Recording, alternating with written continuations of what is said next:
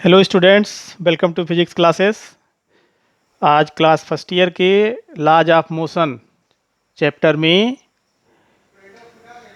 संवेग संरक्षण के नियम पर आधारित परिवर्ती द्रव्यमान का एक उदाहरण है रॉकेट।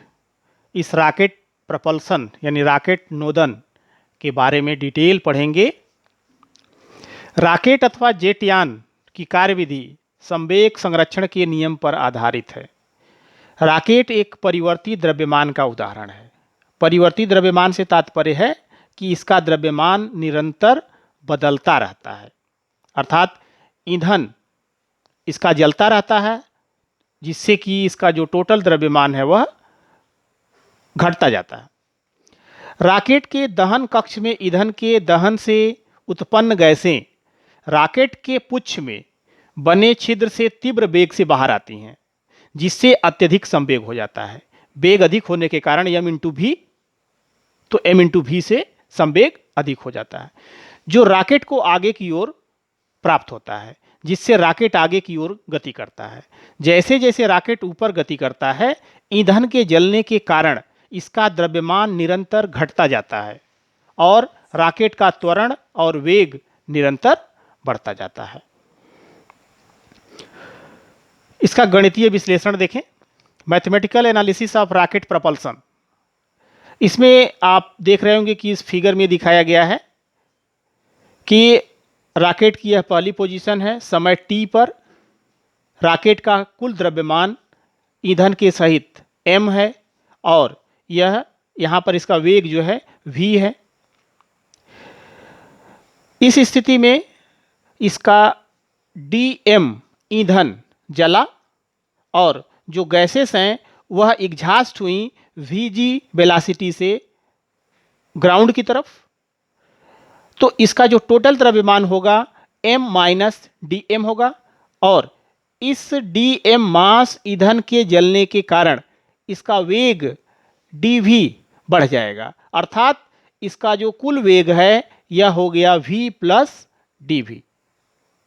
अब आप देखें, मान लिया रॉकेट तथा ईंधन का कुल द्रव्यमान m नॉट है, जीरो पोजीशन पर t इक्वल टू 0 पर, तथा प्रारंभिक वेग v नॉट है। समय t पर रॉकेट का द्रव्यमान m तथा वेग v है।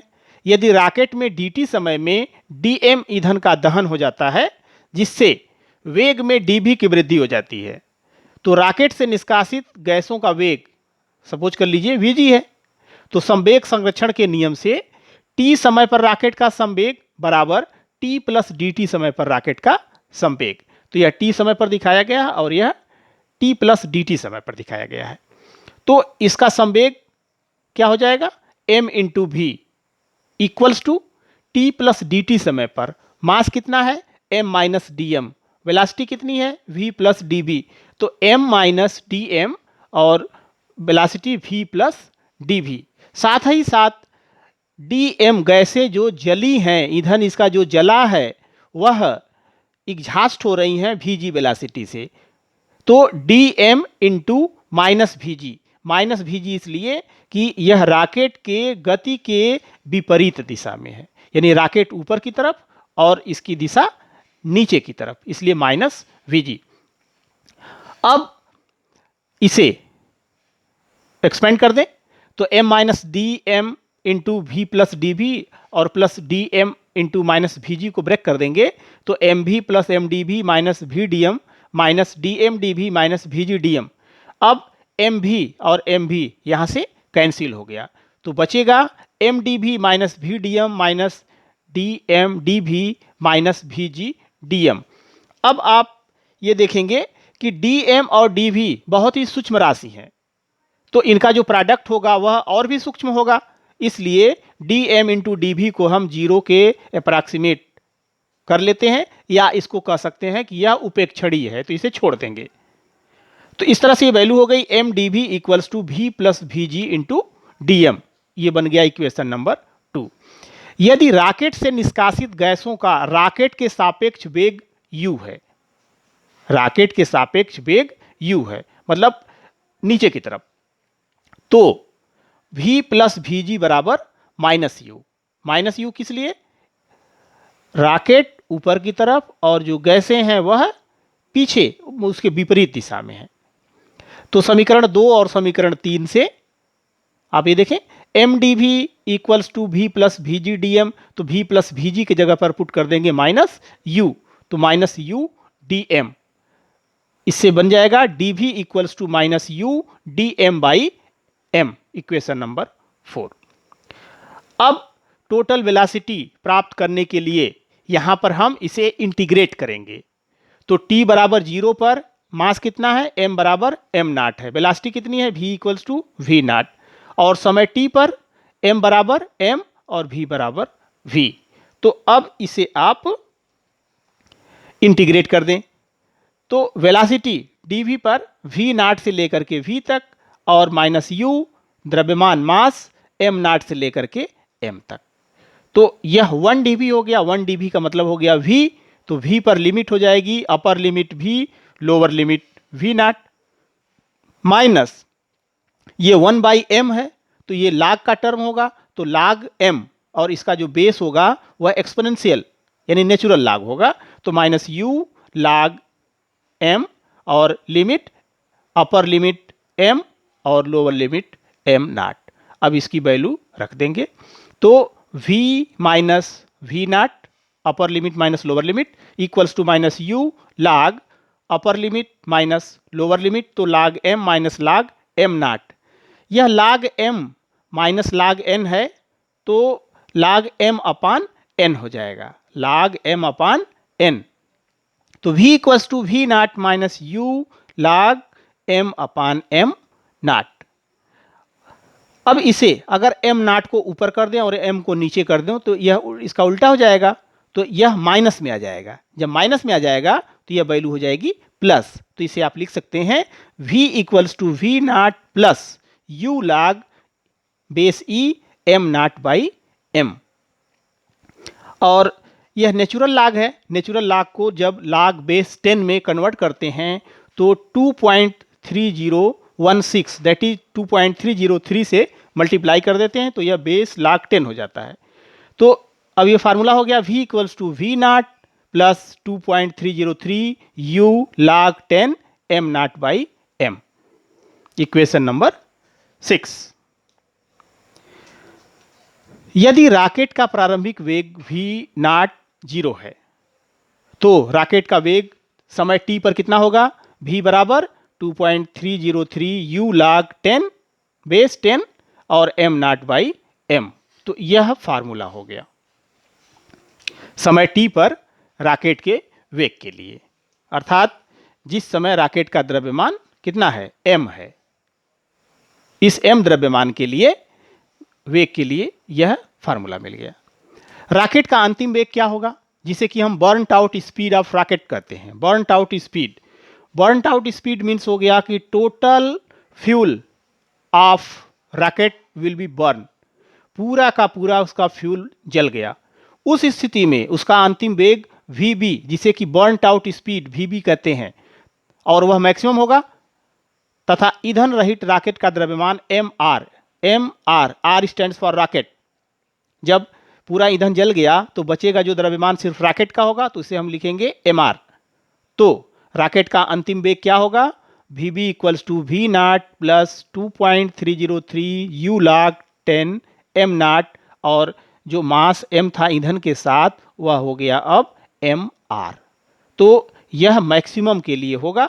अगर इसमें vo जो प्रारंभिक वेग इसका है वह अगर 0 है तो जो फार्मूला हमारा होगा, यह formula vb equals to 2.303 u log 10 m nought by mr होगा।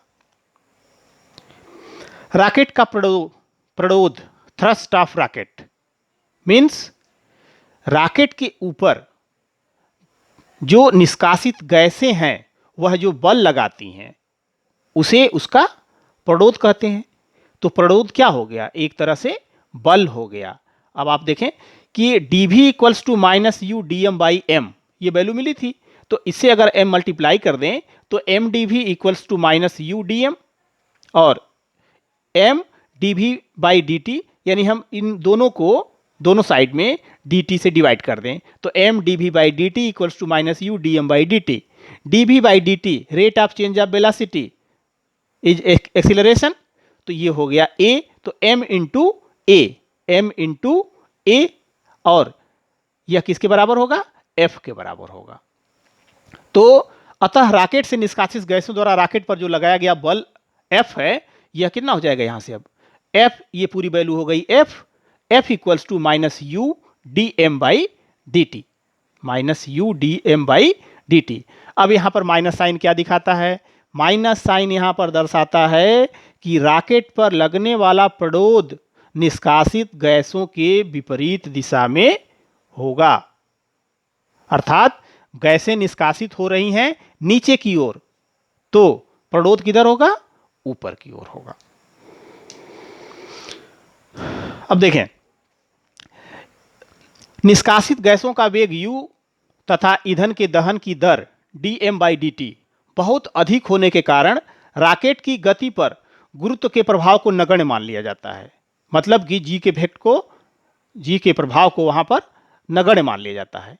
लेकिन यदि गुरुत्व के प्रभाव को गणना में लिया जाए, अर्थात उसको नगण्य न माना जाए, तो रॉकेट का प्रतिरोध घट जाएगा। कैसे, अगर हम रॉकेट के परिणामी त्वरण की बात करें तो जो ma होगा वह F माइनस mg होगा, F माइनस mg। तो ma इक्वल्स टू F के जगह पर अभी हमने देखा कि प्रतिरोध कितना मिला, minus U D M by D T minus mg। तो जो एक्सीलरेशन होगा a equals to minus U by M D M by D T minus G, अर्थात एक्सीलरेशन क्या होगा, घट जाएगा। तो अधिकतर केसेस में हम इसके गुरुत्व के प्रभाव को नगण्य मान के गणना करते हैं। अब इस कॉन्सेप्ट को क्लियर करने के लिए ये 4 से 5 न्यूमेरिकल हैं, जिससे कि आपका कॉन्सेप्ट क्लियर हो जाएगा। 1000 किलोग्राम द्रव्यमान के रॉकेट में 40 किलोग्राम प्रति सेकंड की दर से ईंधन दहन हो रहा है।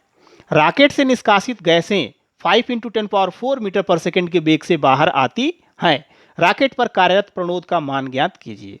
तो सबसे पहले तो आप क्या करेंगे, जो वैल्यू दी गई हैं उन वैल्यू को इसमें नोट करेंगे।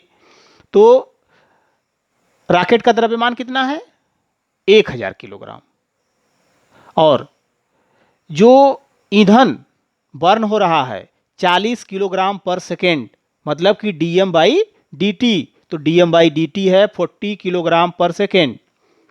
और ईंधन दहन हो रहा है, रॉकेट से जो निष्कासित गैसें हैं यह u होता है, तो u equals to 5 × 10⁴ metre per second. Rocket पर कार्यरत प्रतिरोध क्या होता है, F equals to u dm by dt, u की वैल्यू 5 × 10⁴, dm बाई dt 40। अब 5 × 40 200 और 10⁴ 2 जीरो इसमें से और ले लीजिए, तो 4 2 6, 2 × 10⁶ न्यूटन। तो रॉकेट पर जो कार्यरत प्रतिरोध होगा, थ्रस्ट होगा, यह होगा 2 × 10⁶ न्यूटन। दिशा किधर होगी, अपसाइड होगी। एक खाली रॉकेट का भार 5000 किलोग्राम है तथा इसमें 40,000 किलोग्राम ईंधन है। यदि ईंधन का निर्वातक वेग, मतलब कि जो बर्न हो रहा है और जो गैसें एग्जॉस्ट हो रही हैं, उनका वेग 2 किलोमीटर पर सेकेंड है, तो रॉकेट द्वारा प्राप्त अधिकतम वेग ज्ञात कीजिए। दिया गया है log बेस 10 इक्वल्स टू 2.3 और log बेस 10 3 की वैल्यू दी गई है 0.4771। अब इसमें आप देखें क्या क्या दिया है, m0, तो m0 कितना हो जाएगा, m0 मीन्स हो गया रॉकेट का द्रव्यमान प्लस ईंधन का द्रव्यमान, तो 5000 प्लस 40,000, तो ये हो गया 45,000 किलोग्राम।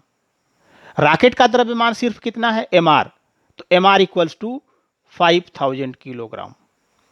ईंधन का निर्वातक वेग 2 किलोमीटर पर सेकेंड, इसे मीटर में बदल दें कि मीटर पर सेकेंड में, तो 2000 metre per second. v equals to होता है v0 plus u log base e m0 by m। अगर रॉकेट का प्रारंभिक वेग v0 0 है तो रॉकेट का जो अधिकतम वेग होगा V max equals to 2.3 U log base 10 M nought by M R. अब इसमें हम वैल्यू पुट कर देंगे, तो 2.3 इंटू यू की जगह पर 2000 log 10 और M nought 45,000, M R 5,000, 3 zero cut गया, 5 से इसको कट करेंगे तो आ जाएगा 9 और 2.3 का इसमें मल्टीप्लाई कर लिया तो 4600 इंटू log बेस 10 9। 9 को हम लिख सकते हैं 3 का स्क्वायर और 2 पहले चला आएगा, तो 2 पहले चला आएगा तो ये हो जाएगा 2 log 3 बेस 10 है। और log 3 की वैल्यू जो है 0.4771, तो यह वैल्यू यहां पर हम पुट कर देंगे। जब पुट करेंगे तो ये वैल्यू आ जाएगी 4189.3, अर्थात रॉकेट का अधिकतम वेग 4.2 गुणे 10 के घात 3, अगर इसको हम बनाएंगे तो 4.189 होगा, 8 कट करके 2 हो जाएगा, तो 4.2 into 10⁻³ metre per second. Question number 3, एक रॉकेट का द्रव्यमान 1.3 इंटू 10⁴ किलोग्राम है। इसका इंजन इस पर ऊपर की ओर 2.6 गुणे 10 के घात 5 न्यूटन का प्रारंभिक प्रणोद लगाता है। रॉकेट को कितना प्रारंभिक त्वरण मिलेगा? दिया गया है जी की value 9.8 metre per second square.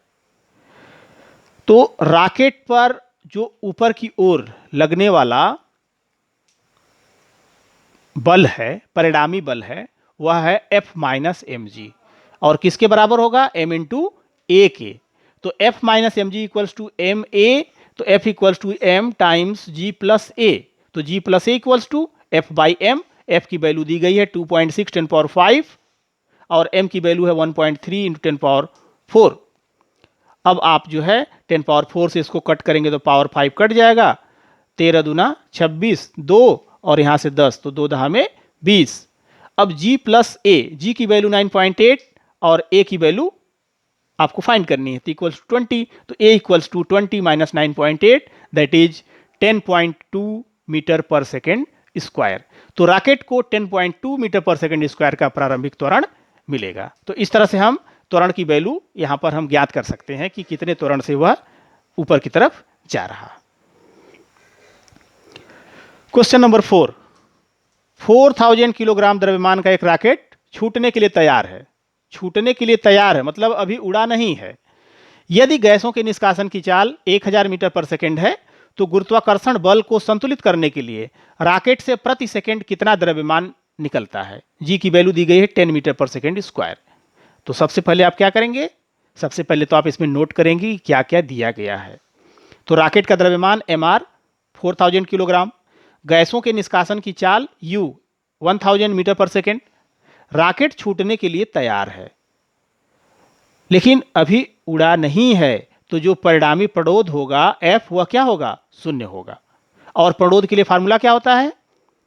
उसके लिए फार्मूला होता है F equals to minus U D M by D T minus M G, और F की वैल्यू 0 हो गई। तो इस तरह से हम U D M by D T equals to M G, minus sign को यहाँ पे इग्नोर किया गया, न्यूमेरिकल सिर्फ न्यूमेरिकल वैल्यू रखी गई है। तो D M by D T यहां से निकालेंगे तो ये मिलेगा M G upon U. M की वैल्यू 4000, जी की वैल्यू 10 और यू की वैल्यू 1000। ये 3 जीरो कट गया, 4 इंटू 10 दैट इज 40 किलोग्राम पर सेकेंड। तो गुरुत्वाकर्षण बल को संतुलित करने के लिए रॉकेट से प्रति सेकेंड 40 किलोग्राम द्रव्यमान निकलेगा, मतलब कि जो ईंधन जलेगा वह 1 सेकेंड में 40 किलोग्राम जलेगा।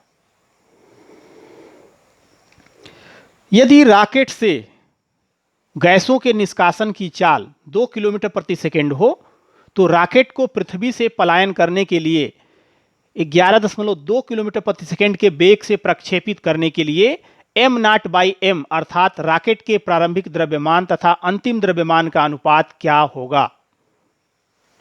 तो अब इसमें देखिए क्या क्या दिया गया है। v नॉट 0 है और ये निष्कासन की चाल u की वैल्यू दी गई है 2 किलोमीटर पर सेकेंड, तो इसको चेंज कर लेंगे तो 2000 मीटर पर सेकेंड। और यह दिया गया है पलायन करने के लिए, मतलब कि अंतिम वेग 11.2 किलोमीटर पर सेकेंड, तो इसको बदल लेंगे तो 11.2 इंटू 10⁻³ मीटर पर सेकेंड। तो v इक्वल्स टू होता है v nought plus 2.303 u log 10 m nought by m। v nought की वैल्यू 0 है तो v equals to 2.303 u log base 10 m nought by m। अब u को डिवाइड कर दीजिए तो v upon u equals to 2.303 log base 10 m nought by m। तो log base 10 m nought by m equals to, अब put कर दीजिए तो 11.2 into 10 power 3 by 2.303 into 2 into 10 power 3। अब इसको कैलकुलेट कर दीजिए, 10 पावर 3 कैंसिल हो गया और इस 2 से इसको कट कर देंगे तो 5.6 अपान 2.303, तो ये वैल्यू आ जाएगी 2.43। अब log base 10 m nought by m equals to 2.43, तो m nought by m equals to anti log 2.4300। अब एंटी log आप देखेंगे तो एंटी log कैसे देखते हैं, आइए आपको बताते हैं।